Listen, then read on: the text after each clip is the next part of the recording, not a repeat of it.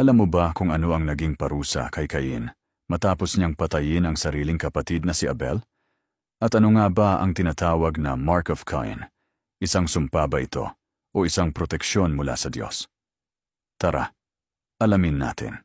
Si Cain at Abel ay mga anak ni Adan at Eva. Isang araw, nag-alay sila sa Diyos. Tinanggap ang alay ni Abel na mula sa kanyang tupa, pero tinanggihan ang kay Cain na mula sa kanyang ani. Dahil dito, nag-apoy sa galit si Cain, at sa parang, pinatay niya ang sariling kapatid, ang unang pagpatay sa kasaysayan ng tao. Pagkatapos ng krimen, hinarap ni Cain ang Diyos, at dito ibinaba ang hatol. Isinumpa siya mula sa lupa, hindi na magbubunga ang kanyang mga pananim. Naging lagalag siya, walang tahanan, walang kapayapaan. At higit sa lahat, binigyan siya ng Diyos ng isang misteryosong tanda. Ang Mark of Cain.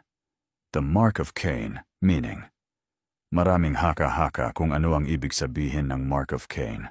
Para sa ilan, ito ay isang literal na tatak sa katawan para makilala siya ng ibang tao.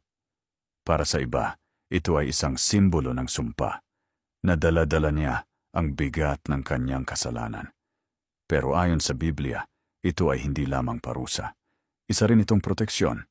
Sinabi ng Diyos, sinumang pumatay kay Cain ay paparusahan ng makapito.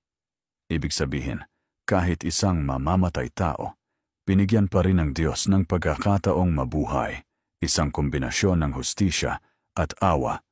Kaya ang Mark of Cain ay hindi lang tungkol sa kasalanan, kundi tungkol din sa kahabagan ng Diyos. Isang paalala na kahit gaano kabigat gawa ng tao, nananatili pa rin ang kapangyarihan ng Diyos na magpatawad at magbigay ng proteksyon.